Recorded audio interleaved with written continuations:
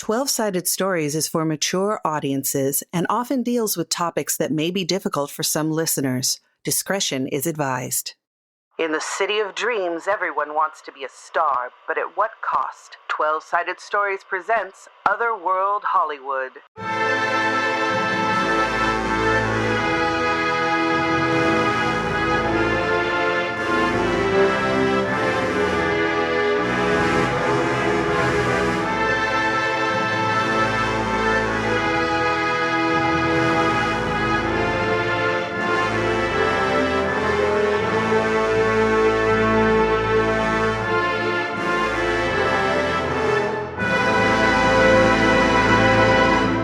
Hello, everyone, and welcome to Otherworld Hollywood, episode number 19. I am Wes Otis, and I have a wonderful player with me.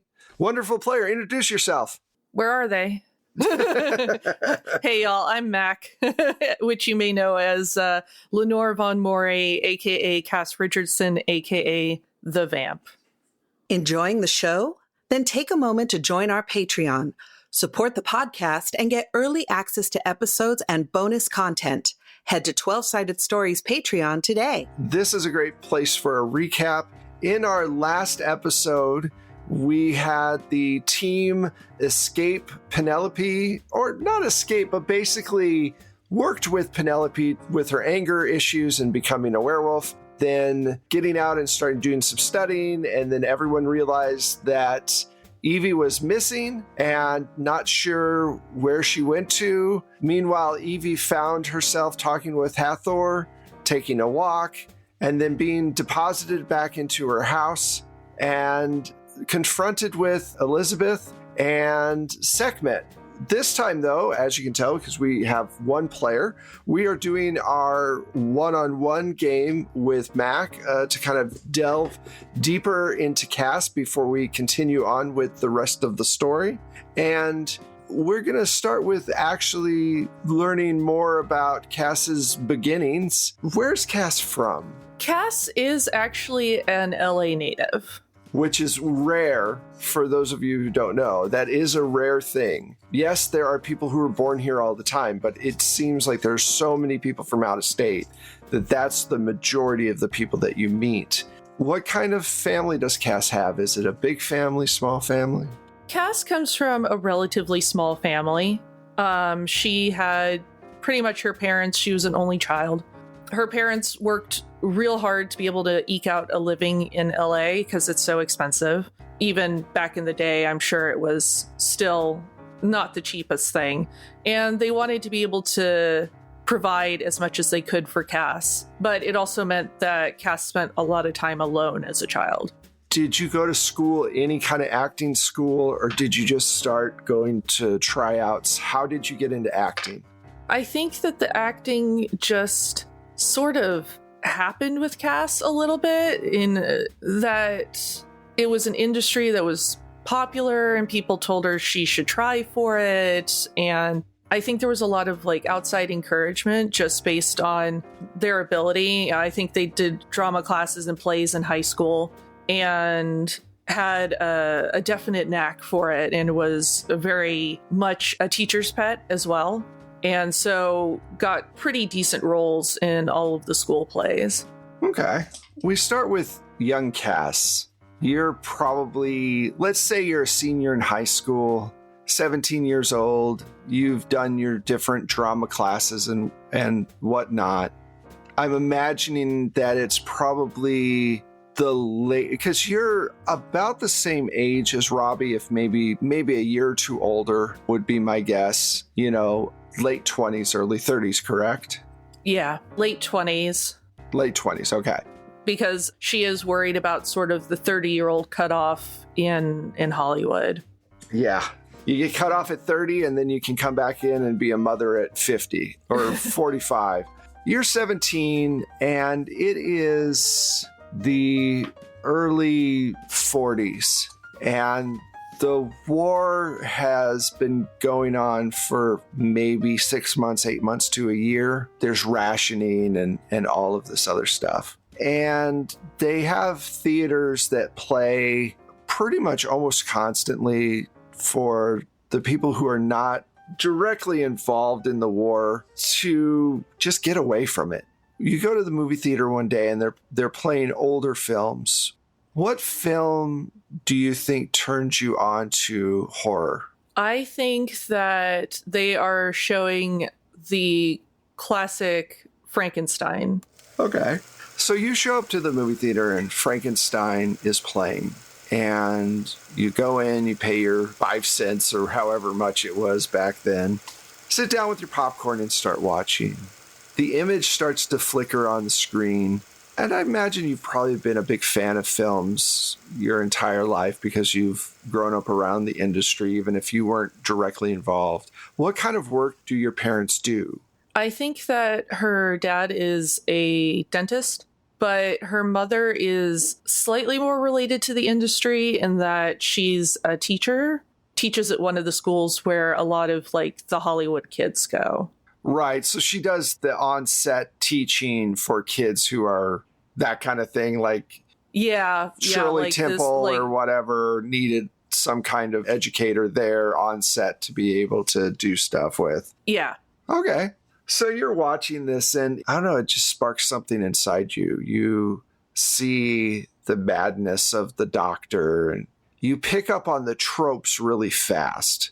The doctor is the mad scientist and the monster is human in a way, gives off this different emotions. Lots of pathos in that performance. And even though he's dressed up like a monster, you could see the humanity behind it. Now, are you scared by this movie at all? Is it shocking? I think that it's not so much shocking as it is, I think, Cass is just engrossed. I think that she's too sucked in to really be scared. Right. You're watching this whole film unfold. And I think I would imagine by the end, you're very interested in, are there any more films like this? That kind of thing. Totally. We're going to say that over the next couple of years, you get more and more into these films. And probably the magazines and stuff that have been out too. Right. And the comics and things like that. As the war is going on, you graduate and you get some parts in some different small plays around town, but you're just not cracking in as much as you want to. And around the end of the war, you are finally auditioning for the third alien girl in Look Out, They've Got Lasers. Now, Yes. Yes, and. I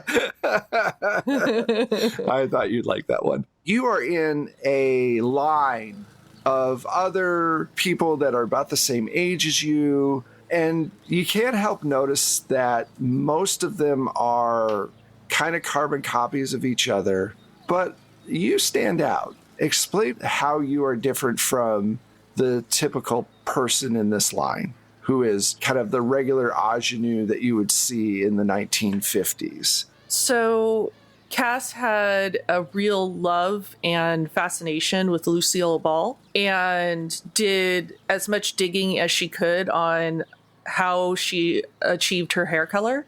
And so she has very brassy red locks that really don't change much over the years because she has modeled herself a little bit after Veronica Lake and continues even into the current day, when our game is happening with this particular look. It's her signature. Okay.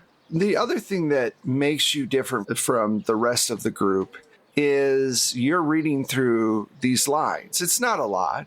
And you're practicing what you're saying and going through and being very deliberate about how this thing is going to work.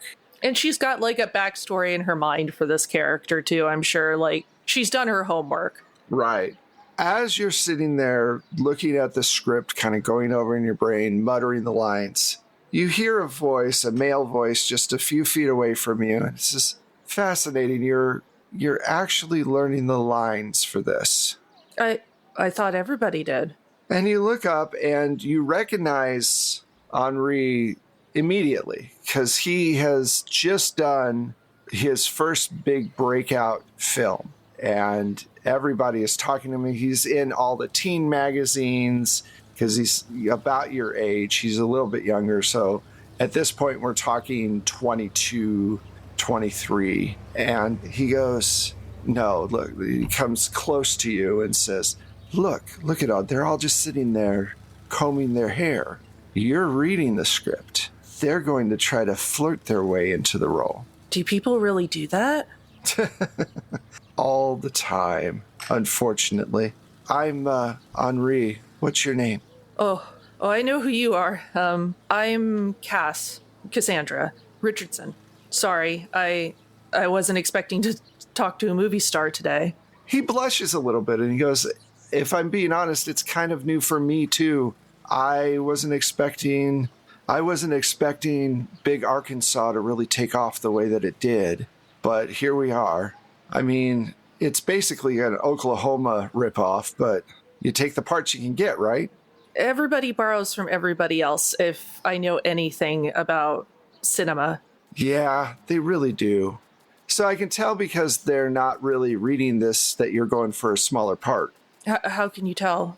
Well, like I said, they're all going to try to flirt their way into being a character and trying to get their foot in the door, but you're actually studying, so I'm figuring that it's probably a character role as opposed to like a leading role where you have to know a lot of the dialogue, where you can't just flub your way through. I mean, they always say there's no small parts, only small actors. I hadn't actually heard that before. I kind of like that. What kind of actor would you like to be? You want to be a leading lady? I don't know. I just want to work. I love this industry. I love movies. I just want to be a part of it.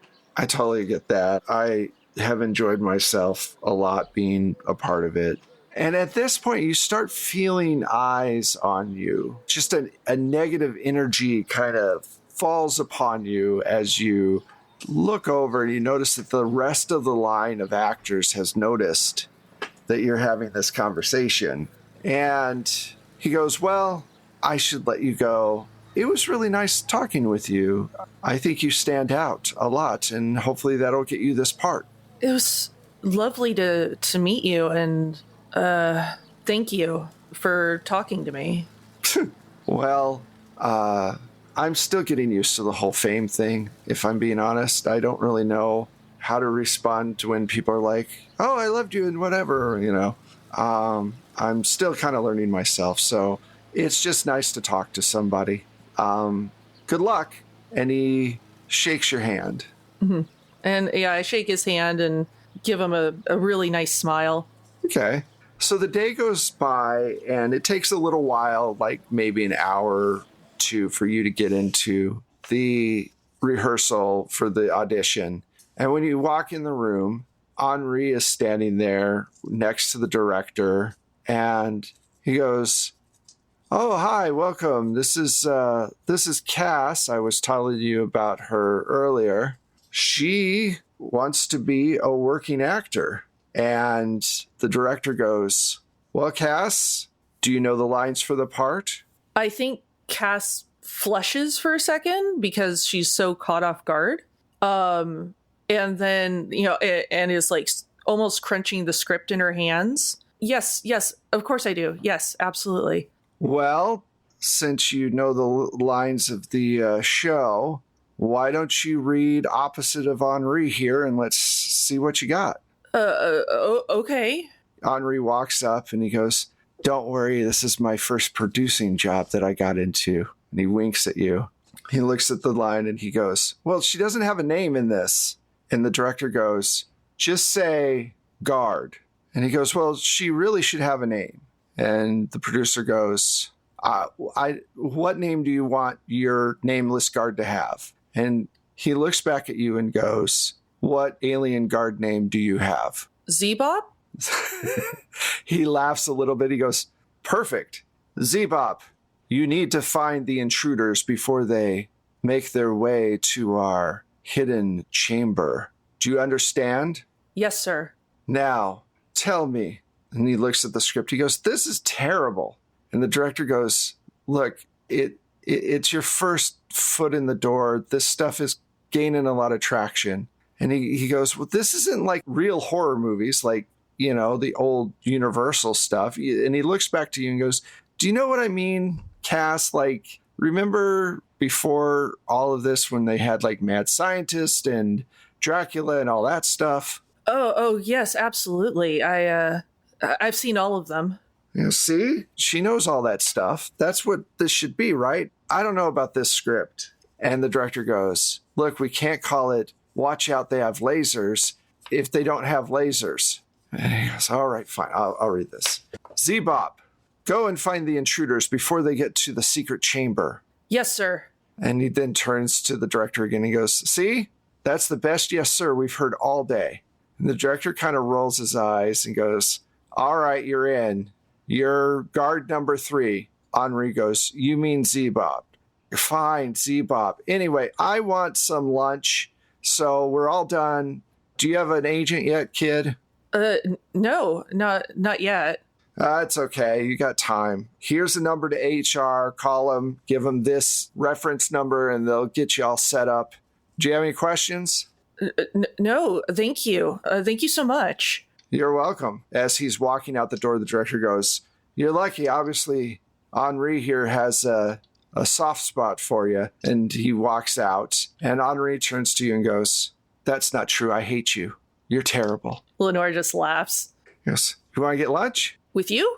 No, by yourself. I figured you'd enjoy some food by yourself, and I would ask you if you wanted to go by yourself to have lunch. Yes, with me. Yes. Okay, so let's go to the commissary. It's got decent food, and we can talk some more about this industry. He takes you through the back lot, and it's pretty cool. If you've seen any of the movies where they have people kind of standing in costumes outside of smoking cigarettes, and like they're half centaur, they're the back half, so they're like standing up and smoking. Yeah. And you see all this stuff going on. And you get in the commissary and you get some coffee and some food and whatever. And you sit down with Henri and he goes, so I'm going to be honest with you. This movie's going to be not good. There's no amount of producing that can save certain movies. But see, kids love this kind of stuff. And so they're going to be the demographic. Kids and teenagers. People without refined palates like ours. I don't know if I'd say I have a refined palate. I'm having lunch with you after all. And she kind of like pauses to see if like he's going to be okay with the fact that she's teasing him a little bit. He gives out a chuckle. He goes, yeah, good. You're catching on. I mean, if we're going to be friends, you got to get over the whole he was in a big movie thing. And he gives you a side eye. I just laugh again. So, where are you from? Here, Los Angeles. I came here from Minnesota. So I was in the war for exactly, I don't know, maybe 6 hours. They discovered I had a condition with my heart. I wanted to help with the war effort, and I signed up, and for some reason in my physical, I just couldn't get through. I don't know, arrhythmia or something like that. Oh, that's terrible. I'm so sorry. But wait, did you say you're from Minnesota? Yeah. With a name like Henri? Is that just Hollywood branding? Well, my dad is French. Oh. And my mother is Cajun, which is basically French. They moved up to Minnesota for work, a lot of factory jobs and things like that going on. I grew up there, and you're not the first person to ask about the Henri thing, believe it or not. I guess being from Minnesota, people really think that your name is going to be like Mark or John or something like that. Mark, John, or Wes. So, one of those. Simple, short names that are easy to say. Yeah, but I wasn't in the war, so when I came out here, I guess looking to help out any way that I could, I kind of got involved with some different organizations to help with the war effort. And then I did a play. We did Macbeth, because everybody does Macbeth, I guess. Oh, I know. I've been to Macbeth too, several times. Yeah, it's just one of those that everybody thinks they should do a lot. And I got lucky. An agent saw me and started, talking with me, and the rest kind of just happened. He is totally one of these people where things just happen. Totally. You meet those people who's like, I decided to start this job and they made me CEO after 6 months, that kind of bullshit. He goes, so you want to be a character actor? Just an actor, not a lead? I guess I haven't thought about it too hard. I just love acting. I just want to act. It doesn't really matter what in. Well, now you're in your first film. Look out, they have lasers. Thanks to you. I will admit, I was a bit sneaky. I wanted to make sure that we had compelling people in our show, no matter how small the part was. And I have seen so many ingenues at this point that all look pretty much the same. They all want to be Lana Turner or something. It's super annoying sometimes when you're casting. I want to be excited by the part if I can. I mean, I want to work, but I mean, so much of the ingenue role is and swooning, and what fun is that when you're passed out half the time? I mean, there are a lot of people, especially in the silent days where it was just tie the woman to the tracks or have her hanging from a bridge or something, and that mentality has never gone away. It's disappointing. It's Hollywood. So, are you dating anyone? Is there a special person in your life? No. I'm not asking you out. Don't worry. I mean, and not that I'd be offended if you did, but no, there's not. Well, be careful. As you can imagine, if you haven't run into it already, there will be a lot of men who will be interested in taking you out on dates that you don't really want to go out on. And he kind of gives you a look of like, you know what I mean? Yeah, I understand. Believe me, I understand. You guys have a really nice lunch and you kind of talk, and you talk about horror, and you talk about that genre and how it's changing from Mad Men to space dramas, to space kind of stuff.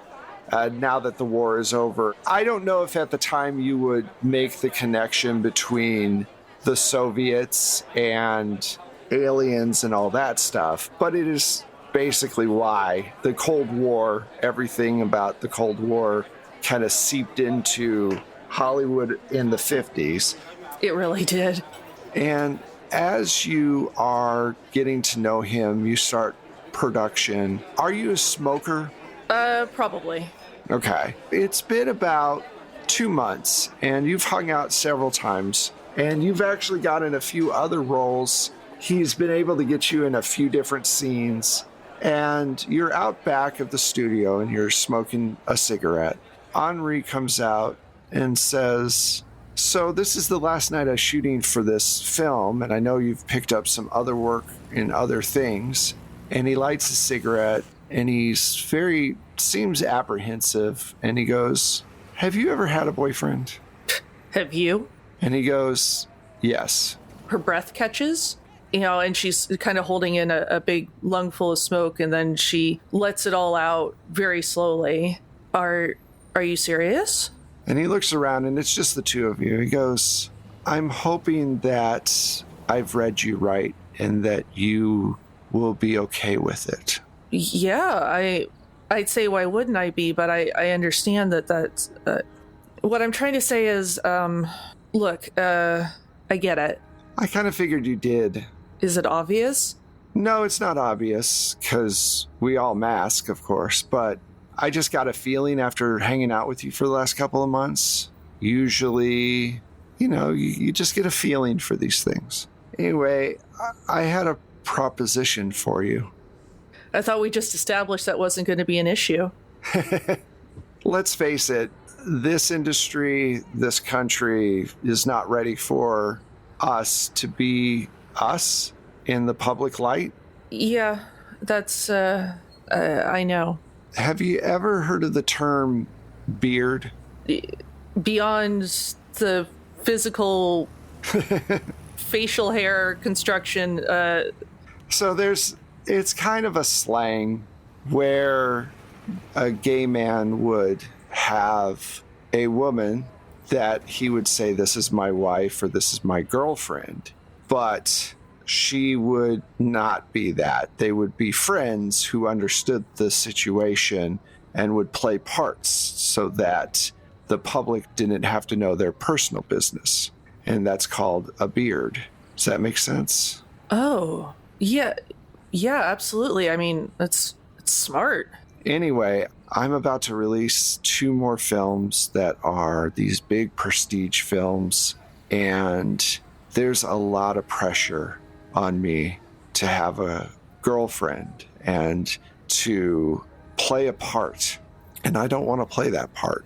I would rather not pretend like I'm someone I'm not in my real life, but I have to.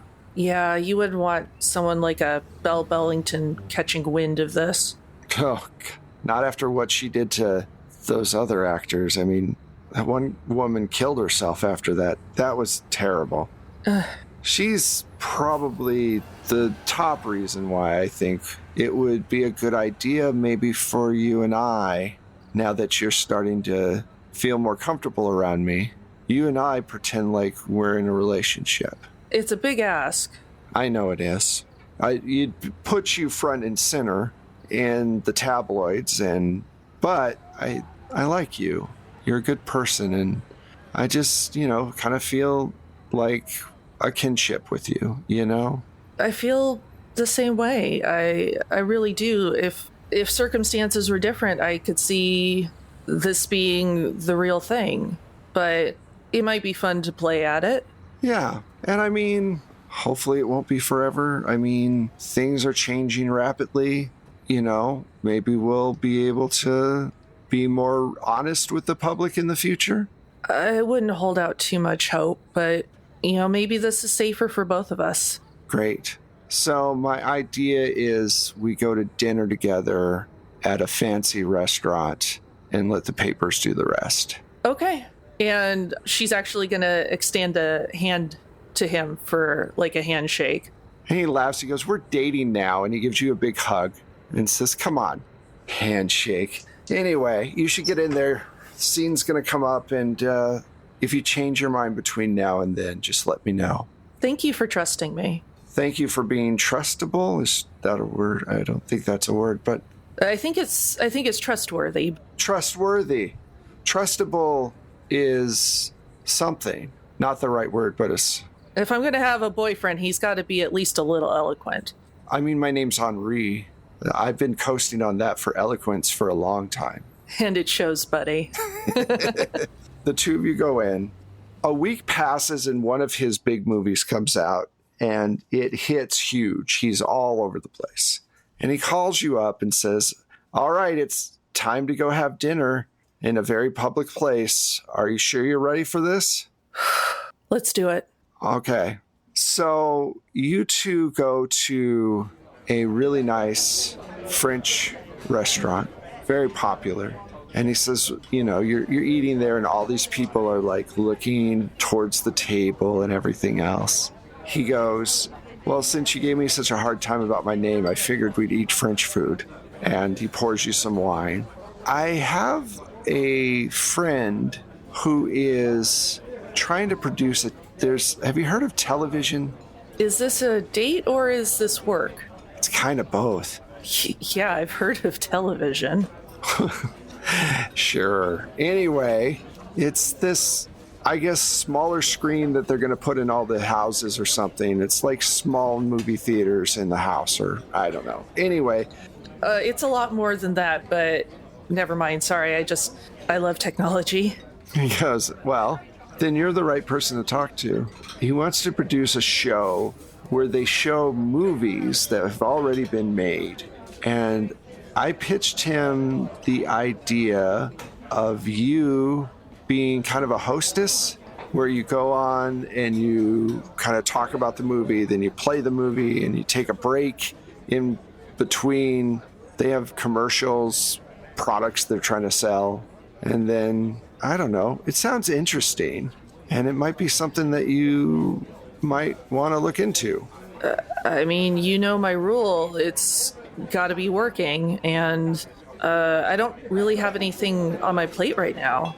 Well, his name's Danny. He's got, he just bought this studio. It's called Cthulhu Films.